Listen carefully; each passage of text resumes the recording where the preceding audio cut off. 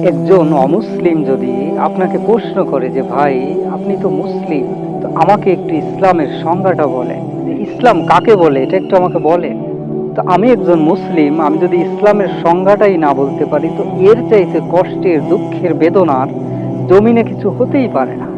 ইসলামের সংজ্ঞাটা হলো আল ইসলাম হুয়া ইসতিসলামু লিল্লাহি বিত্তাওহীদ, যে তাওহীদ সহকারে আল্লাহ রাব্বুল আলামিনের কাছে আত্মসমর্পণ করা। ওয়াল ইনকিআদু লাহু বিত্তাআ, আল্লাহর আনুগত্যের কাছে নিজেকে শিকলবদ্ধ করে রাখা।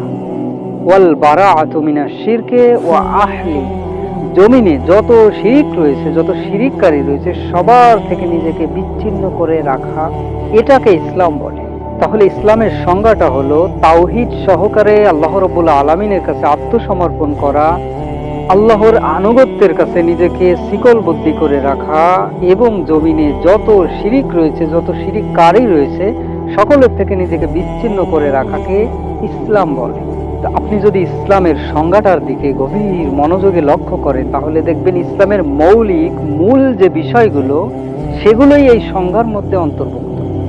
কারণ একজন মুসলিম, তার ঈমানটা হতে হবে তাওহীদি ঈমান।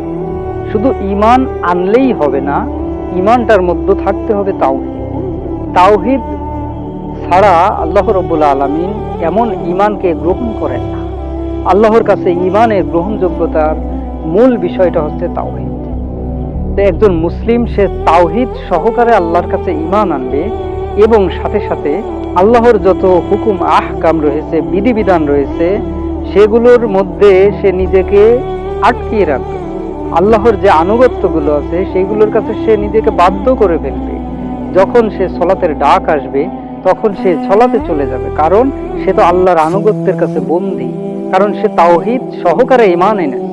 তো তাওহীদ সহকারে ঈমান আনার পরে, আল্লাহর আনুগত্য করার পরে, সাথে সাথে সমস্ত শিরিক থেকে নিজেকে আলাদা করে রাখতে হবে। কারণ শিরিক যখন আমলের মধ্যে প্রবেশ করে যাবে, তখন সমস্ত আমলকে সে নষ্ট করে দেবে।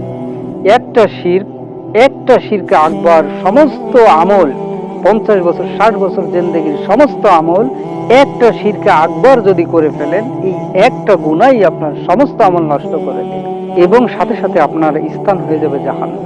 কারণ আল্লাহ রাব্বুল আলামিন বলেছেন ওয়া মান ইউশরিক বিল্লাহ, যে আল্লাহর সাথে শিরিক করবে, ফাকাদ হারামাল্লাহু আলাইহিল জান্নাহ, তার জন্য আল্লাহর জান্নাত হারাম করে দেবেন। তো মূল কথা যেটি, যে আমাদের প্রত্যেককে ইসলামের সংজ্ঞা জানতে হবে, ইসলামের সংজ্ঞা বুঝতে হবে। আল্লাহ রাব্বুল আলামিন সকলকে তৌফিক দান করুন, আমিন।